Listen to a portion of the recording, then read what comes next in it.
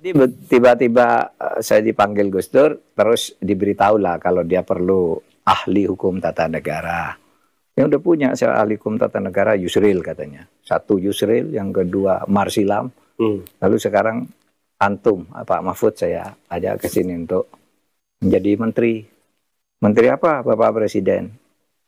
Menteri Pertahanan. Loh, saya kira pertanahan. Pak Presiden, Menteri Pertanahan itu kan sudah dibubarkan, udah digabung ke Kementerian Dalam Negeri menjadi Direktur Jenderal Agraria. Menterinya udah dicabut itu, Hasan Basri Durin udah dipecat Menteri Pertahanan. Memang saya enggak Menteri Pertahanan tapi pertahanan gitu. Nah di situ saya kaget kan, loh pertahanan, saya itu enggak pernah belajar militer, baris berbaris saja selalu yang paling gila gitu kan. Baris berbaris selalu jadi cadangan aja, enggak pernah tim utamakan karena enggak bisa baris. Main tembak-tembakan apalagi ketapel aja juga kadang-kala enggak kena, saya bilang. Loh, itu enggak perlu latar belakang. Saya jadi presiden aja enggak pakai latar belakang bisa. Masa pakai latar belakangannya.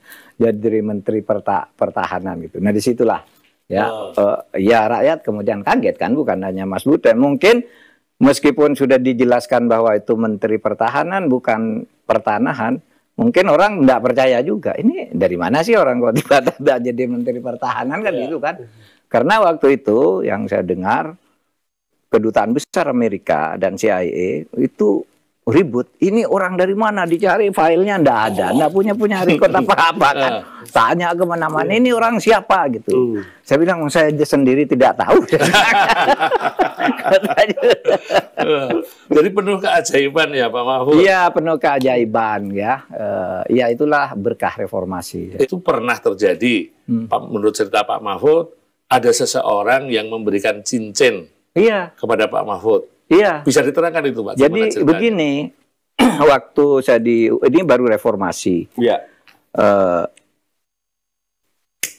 Gus Dur baru terpilih. Jadi saya pembantu rektor 1 UI, ada orang India datang ke kantor. Kenal Pak? Nggak kenal saya. Dia mau apa Pak? Saya mau ketemu Pak Rektor. Oh, Pak Rektor belum datang, kata Evi, resepsionis. Pak Rektor belum datang, terus saya ketemu Pak Rektor nih. Tapi pembantu rektor sudah ada. Ya udah saya nunggu Pak Rektor di sana gitu. Terus begitu dia masuk, ngomong sebentar, katanya, Anda mau jadi orang besar katanya. Kata orang India itu? Iya kata orang India itu. Saya kan tidak percaya ini, bahwa paling orang cari duit nih. Saya bilang dalam hati. Oh iya mau orang jadi orang bercapa. Anda mau segera pindah ke Jakarta. Kata orang itu. Loh saya dosen tetap di sini, gimana mau pindah ke Jakarta? Anda mau segera pindah ke Jakarta, katanya. Dari mana tahu? Itu wajahnya, katanya.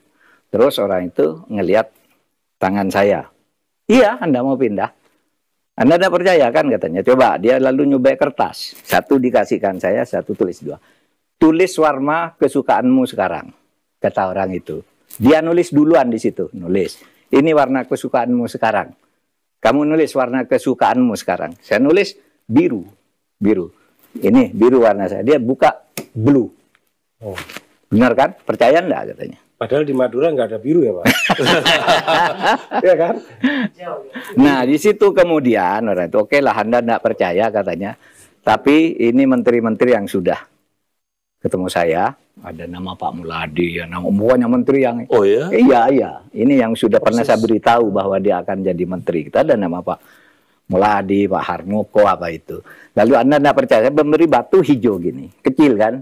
Batu cincin itu maksud Pak? Bukan, batu biasa, batu. Tapi kok batu ini kok ringan kayak kapas, tapi batu tidak lembut. Kalau kapas kan lembut, ini batu.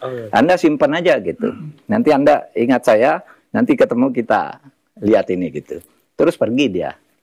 Habis itu bulan November itu terjadi 22 Oktober, bulan November, saya ditelepon dari Jakarta. Pak, jabatan guru besar Anda sudah turun, ditandatangani oleh menteri. Nah, pada waktu itu saya sedang ngejar jabatan guru besar. Waktu itu. Nah, dia orang kan bilang tadi akan pindah ke Jakarta dan Anda jadi orang besar, gitulah.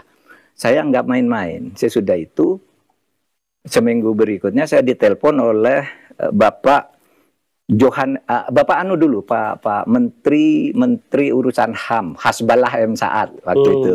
Kan ada Menteri Urusan HAM. Telepon dia habis sholat Jumat itu, Pak Mahfud, ini Hasbalah siapa ya? Saya bilang, Menteri Urusan HAM. Loh, gimana Pak?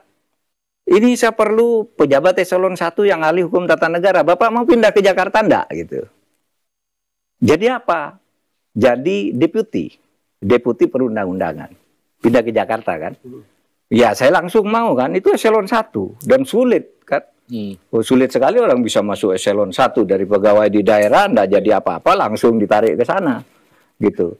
Lalu saya pindah. Jadi pejabat di situ. Nah beberapa bulan kemudian sesudah itu terus itu terjadi reshuffle kabinet, Gus Dur manggil saya. Gitu. Ya itu waktu nawar Menteri Pertahanan. Saya lanjutkan cerita tadi. Saya gini, Bapak Presiden, saya ini enggak jadi Menteri Pertahanan aja, itu bukan bidang saya gitu. Terus mau di mana? Saya kalau Presiden percaya ke saya Menteri Urusan HAM saja. Karena saya sekarang bekerja di sana. Kan Presiden baru seminggu nih SK-nya ke saya. Saya baru datang ke kantor 2 hari sudah mau dipindah lagi. Saya di sana aja Menteri itu.